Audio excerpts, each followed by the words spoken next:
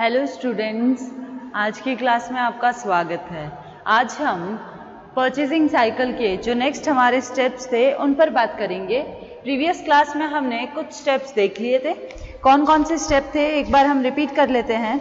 सबसे पहला था हमारा recognition of needs, second step था हमारा description of requirements and third था हमारा सिलेक्शन ऑफ सोर्स। ये तीनों हमने डिस्कस कर लिए थे। आज की क्लास में हम स्टार्ट करते हैं फोर्थ हमारा step determination of price and availability. The next step is in the purchasing to secure the price for the item to be purchased.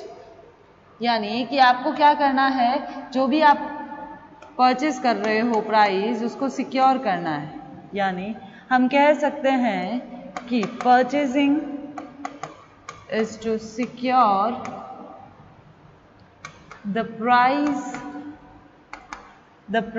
for the items to be purchased। जो आपने खरीदनी है या खरीदी है उसका परचेज प्राइस सिक्योर करना। This में बी प्रोफिशिएंट इन 3 ways। ये 3 तरीकों से आपके लिए बेनिफिशियल है। ठीक है, बेनिफिशियल कैसे हैं उस पर बात करते हैं। चलिए देखिए, सबसे पहला, for standard item vendors catalogue और price list are available and such items the buyer need only the check current listing to obtain the price. Clear है। सेकेंड है आपका negotiation implies bargaining between buyer and seller. Bargaining पर based होता है buyer और seller के बीच में। एंड लास्ट वन है इनवाइटिंग टेंडर्स और quotation in the third method. तो चलिए, सबसे लास्ट जो हमारा क्या था, इनवाइटिंग टेंडर्स एंड कोटेशंस। ठीक है। सेकेंड क्या था हमारा, सेकेंड था हमारा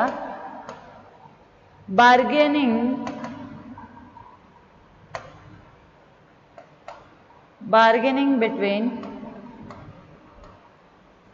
buyer and seller. And first one is vendor's catalog,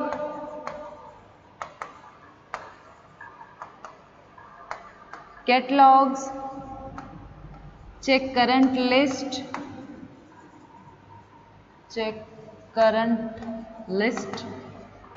ये हमारे प्राइसिंग के मेथड्स हैं। सबसे पहला कौन सा मेथड था हमारा, सबसे पहला था हमारा कि आप प्राइस को वेंडर के कैटलॉग से या फिर आपकी जो भी करंट लिस्ट है उसके थ्रू आप क्या कर सकते हो, चेक कर सकते हो। सेकेंड था हमारा bargaining between buyer and seller. Price जो डिसाइड होती है उसका बार्गेनिंग होता है, मोल भाव होता है, उसके बाद आगे प्रोसेस है। एंड लास्ट वन है आपका इनवाइटिंग टेंडर्स एंड कोटेशन। आप किसको टेंडर और जो निविदाएं है और कोटेशन को क्या करते हो, इनवाइट करते हो, आमंत्रण देते हो। ठीक है, तो इस तरह से आपका प्राइसिंग आप डिसाइड कर सकते हो। क्लियर है यहाँ पर फोर्थ पॉइंट आपका। चलिए अब हम आगे बात करते हैं। आगे हमारा फिफ्थ पॉइंट। फिफ्थ पॉइंट क्या कहता है, placing order, placing the order, the orders.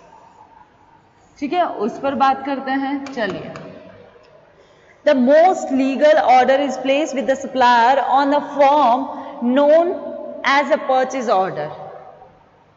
चलिए, the legal order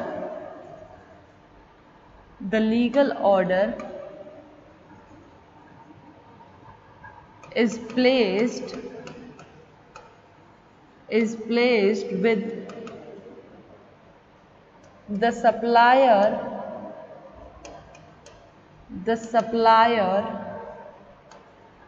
on a form known as a purchase order. Most companies insist that every purchase be placed in this manner. हर कोई company चाहती है कि वो इसी मैनर में क्या करे, प्लेस करे। When an order is placed by telephone or telegraph, it is a practice to confirm the order by sending the supplier a regular purchase order. जब भी आप सिर्फ आपका टेलीफोन के थ्रू अगर आप कंफर्म करते हो, टेलीफोन एंड टेलीग्राफ के थ्रू आप क्या करते हो, कंफर्म करते हो अपने ऑर्डर को, अपने सप्लायर अगर आपको कंफर्म करता है तो इसका मतलब है कि वो रेगुलर क्या है, आपका रेगुलर परचेज ऑर्डर है। उसी ऑर्डर के बिहाफ पर आप क्या करते हो, सप्लायर को सिर्फ फोन या फिर आप सप्लायर से बात करते हो फोन पर के इतना ऑर्डर आपको सप्लाई करना है, तो इसका मतलब क्या है, वो एक रेगुलर परचेज ऑर्डर है। ठीक है। आप अगर एक छोटा सा एग्जाम्पल, आप अगर किसी परचून की दुकान पर जाते हो, ठीक है, जहां पर आप डेली अपना जो जनरल जो प्रोडक्ट्स होते हैं डेली रूटीन के, वो वहीं से हमेशा लाते हो। आपने एक दिन उस परचून वाले को फोन किया, फोन पर आपने कहा कि ये प्रोडक्ट्स हमको चाहिए, जैसे आपने व्हीट मंगवा दिए, आपने राइस मंगवा लिए, जो भी आपके क्वांटिटी में है वो मंगवाए, तो आपका फोन पर जो सप्लाई करने जो ऑर्डर है वो फोन पर ही हो सकता है। क्यों? क्योंकि आप उस परचून की दुकान वाले के क्या हो, रेगुलर परचेज ऑर्डर करने वाले हो, या फिर आप कह सकते हो रेगुलर कस्टमर हो। तो प्लेसिंग ऑर्डर यानी फोन पर भी दे सकता है, फोन के थ्रू भी वो आपको सप्लायर प्रोडक्ट्स भेज सकता है। Such an order should be clearly marked, confirming to avoid the possibility of the supplier taking it as a second order. देखिए, अब जब भी कुछ एक सीधा सा बेसिक जो हमारा लाइफ से जुड़ा हुआ है, सब ऑनलाइन शॉपिंग करते हो, ऑनलाइन शॉपिंग करते हो, सब लोग करते ही है। ठीक है। ऑनलाइन शॉपिंग में जब भी आप ऑर्डर को प्लेस करते हो तो आपको एक कंफर्म का बटन दिखेगा, कंफर्म का पॉइंट दिखेगा। आप वहां कंफर्म करते हो, आपने ओके कर दिया, फिर भी आपको क्या पूछेगा, वो कंफर्म यानी कि आपका प्लेस करना है वहां ऑर्डर जो आपने एड्रेस फिल किया है। क्लियर है यहां पर? चलिए अब हम हमारा नेक्स्ट स्टेप की तरफ बात करते हैं। नेक्स्ट स्टेप है हमारा, नेक्स्ट स्टेप हमारा 6th स्टेप है, order acknowledgement. Order acknowledgement.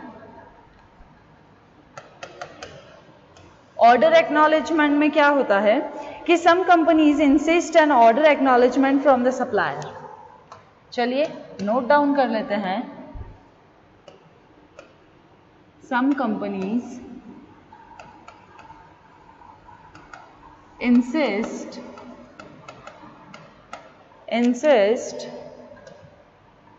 an order acknowledgement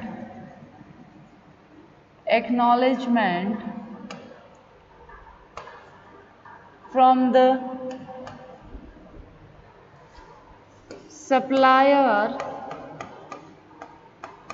supplier acknowledging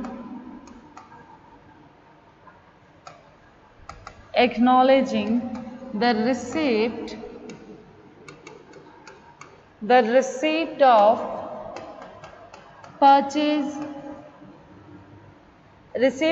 purchase order and agreeing to supply the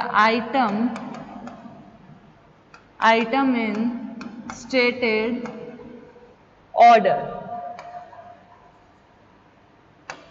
Next, acknowledgement is to get a definite commitment from the supplier about the supply of item on the time. Acknowledgement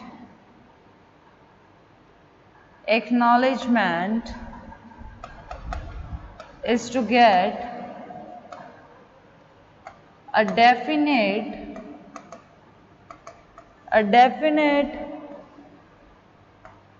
commitment commitment from the supplier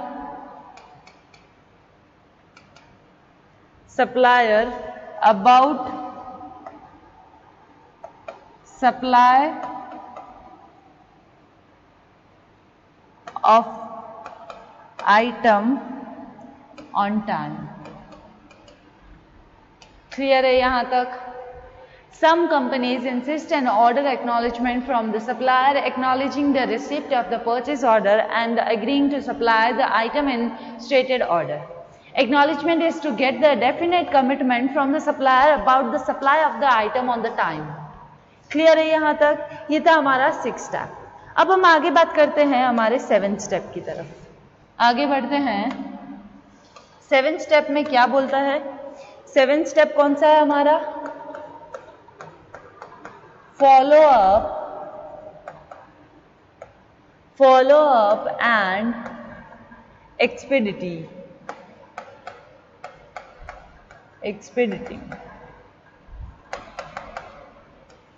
ये क्या कहता है? Follow up is done to ensure that the item order are delivered by the supplier on the time.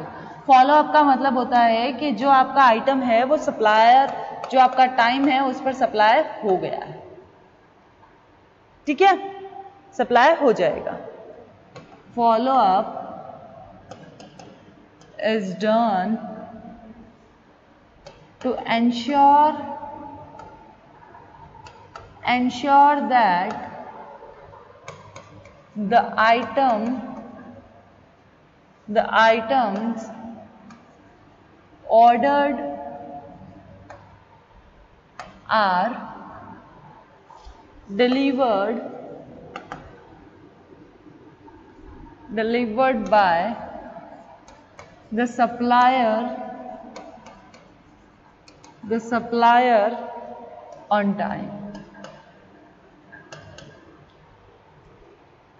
No special expeditive procedure should be needed if good production planning is made by the buyer, if engineering chance are rare and keep to minimum, if adequate system of inventory control is operative, if the purchase order was properly prepared, if a reliable supplier has been selected, if follow-up device would have to be resorted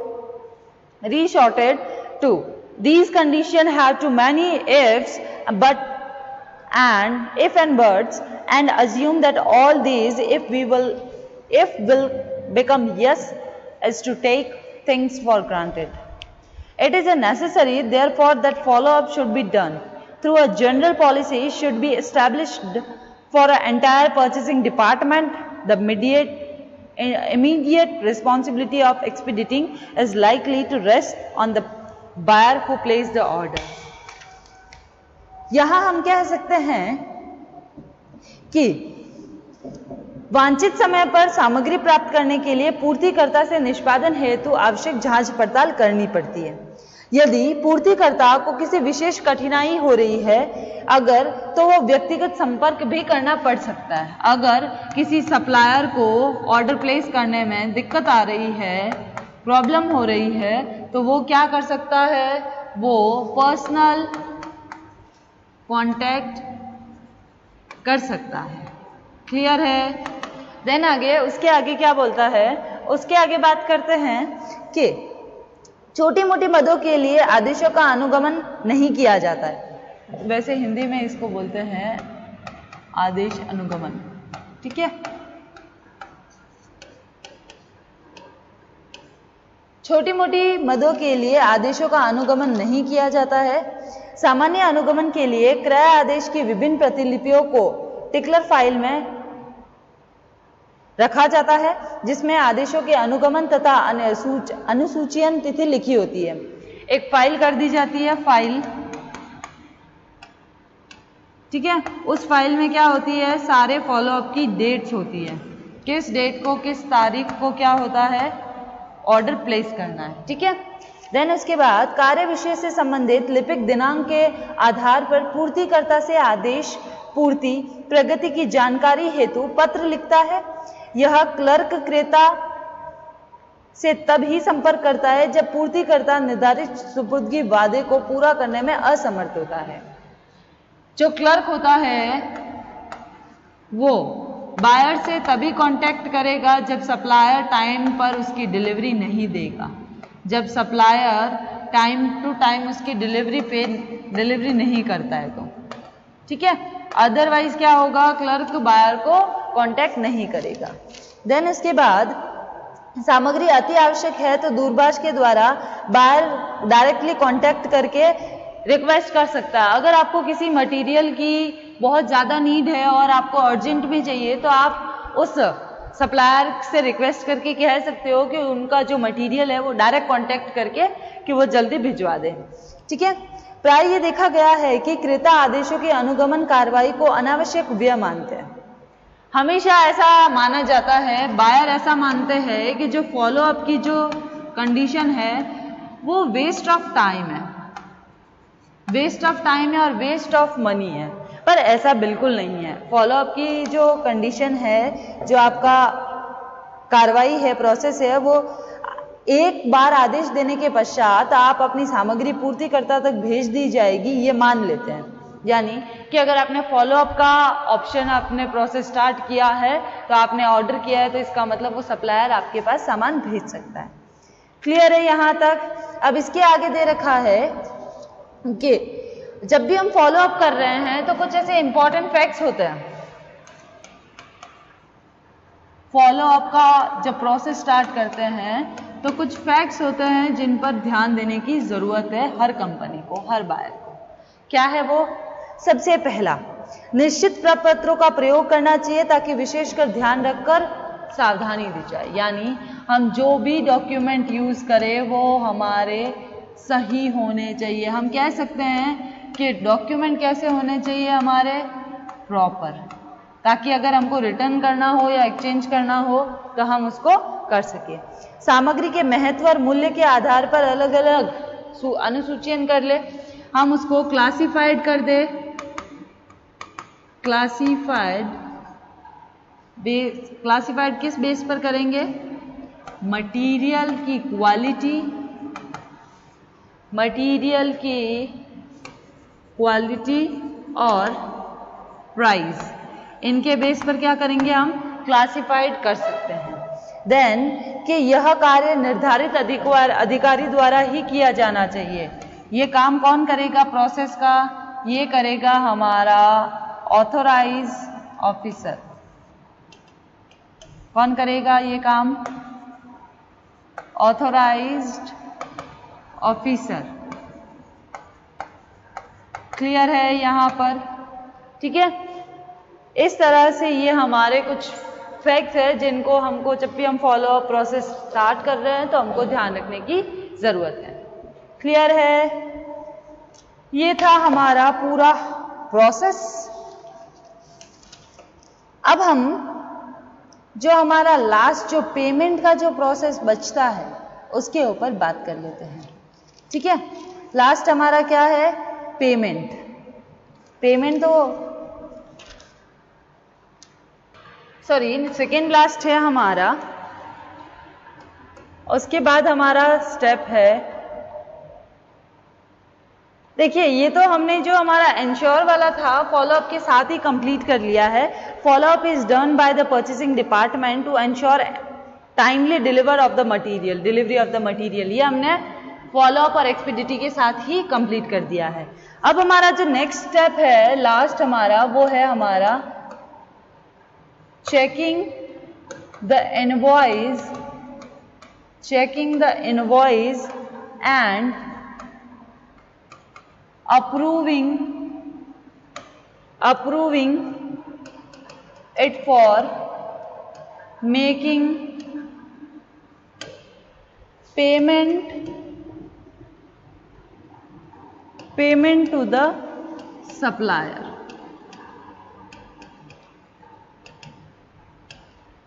अब बात करते हैं इस पर, ये क्या कहता है। देखिए कि सामग्री की प्राप्ति निरीक्षण तथा आवश्यक जांच पड़ताल के बाद, यानी कि देखिए अब यहाँ पर हमने प्राइस भी देख लिया था, उसके बाद हमने प्रॉपर टाइम पर भी डिलीवर होना, ये सब कुछ देख लिया था। उसके बाद आता है आपका चेकिंग द इनवॉइस, यानी कि आप अपने जो अभिलेख है उसका अनुरक्षण करें, ठीक है। उसके बाद approving it for the making payment to the supplier, सामग्री के मूल्य का भुगतान करें। तो चलिए, सामग्री की प्राप्ति, जब आपको मटेरियल मिल जाता है, जब आपको मटेरियल मिल जाता है, मटेरियल रिसीव करते हो आप, तो आप उसका क्या करते हो, इंस्पेक्शन करते हो कि जितना हमने मंगवाया था उतना आया या नहीं आया, उतनी प्राइस है या नहीं, उतना अच्छा क्वालिटी है या नहीं, ये सब कुछ हम चेक करते हैं, ठीक है। चेक करने के बाद हमको, हमारी क्या ड्यूटी रहती है कि हम अपने जो हमारा सप्लायर है, जो हमारा सप्लायर है, हम उसको क्या करें, पेमेंट करें। ये हमारी रिस्पॉन्सिबिलिटी है एक बायर की, ठीक है। भुगतान करने के लिए अलग अलग फर्म द्वारा अलग अलग मेथड यूज की जाती है। हर कोई कंपनी अपने हिसाब से पेमेंट करती है, ठीक है। कोई एडवांस करती है, कोई बकाया बाद में देती है, इस तरह से। परंतु व्यवहार में यह कार्य लेखा विभाग द्वारा ही संपन्न किया जाता है। ये जो पेमेंट का जो काम है वो कौन सा डिपार्टमेंट करता है, अकाउंट्स डिपार्टमेंट, ठीक है। पर भुगतान प्रत्यक्ष रूप से क्रय विभाग द्वारा किया जाता है। मोस्टली किसके द्वारा किया जाता है, परचेज डिपार्टमेंट के थ्रू, क्योंकि परचेज डिपार्टमेंट ने खरीदा है तो परचेज डिपार्टमेंट ही पे करेगा। पर ओरिजिनली हम किसको करना चाहिए, अकाउंट्स डिपार्टमेंट को, ठीक है। भुगतान क्रय आदेश, सामग्री प्राप्ति रिपोर्ट, निरीक्षण रिपोर्ट क्रय विभाग द्वारा लिए गए नोट के आधार पर किया जाता है। भुगतान किसी अधिकारी या क्लर्क द्वारा किया जाना चाहिए। कोई भी ऑफिसर ऑथोराइज भुगतान पेमेंट कौन करेगा, ऑथोराइज्ड ऑफिसर और क्लर्क, इन दोनों में से किसी के द्वारा किया जाना चाहिए। फिर है कि ताकि अगर कोई भी इरेगुलरिटी होती है तो इन लोगों को हम क्या कर सकते हैं, रिस्पॉन्सिबल मान सकते हैं। जिन व्यवहारों का भुगतान हो जाता है उन्हें प्रपत्रों का आवश्यक इंतराज करके अभिलेख विभाग द्वारा भेज देना चाहिए, ताकि उनको भविष्य के लिए हम रेफरेंस में ले सकें। अब आती है बात हमारी कि हमको क्या करना है, अभिलेखों को अनुरक्षण के लिए भेजना है। अब हमारा लास्ट स्टेप में हम क्या कहते हैं, पेमेंट कर दिया। उसके बाद हमको ये देखना है कि क्रयण संबंधित समस्त आवश्यक प्रपत्र, जो भी हमारे इंपॉर्टेंट डॉक्यूमेंट्स है, ये देखिए इंपॉर्टेंट डॉक्यूमेंट्स, ठीक है। सेकेंड हमारा है, ये हमारा फर्स्ट, सेकेंड है हमारी अकाउंट्स, थर्ड है हमारी कोई भी रिपोर्ट जो फ्यूचर में हमारे काम आ सके, ठीक है। तो इन सबको हम, ये सब किसके काम आते हैं, प्रूफ के, फ्यूचर के लिए, ठीक है। फ्यूचर के लिए हम इनको संजो कर रखते हैं, एकदम सही से रखते हैं, ताकि फ्यूचर में अगर हमको सप्लायर को ढूंढना है, फाइंड करना है, तो हम इनके जरिए देख सकते हैं। तो इस तरह से हम अपने स्टोर्स को, विन कार्ड को, जो भी हमारे सैंपल के रिपोर्ट्स है, इंस्पेक्शन के रिपोर्ट्स है, उन सबको हम फ्यूचर के लिए स्टोर कर सकते हैं। तो ये हमारा, इस तरह से हमारा ये जो प्रोसेस है वो कंप्लीट होता है।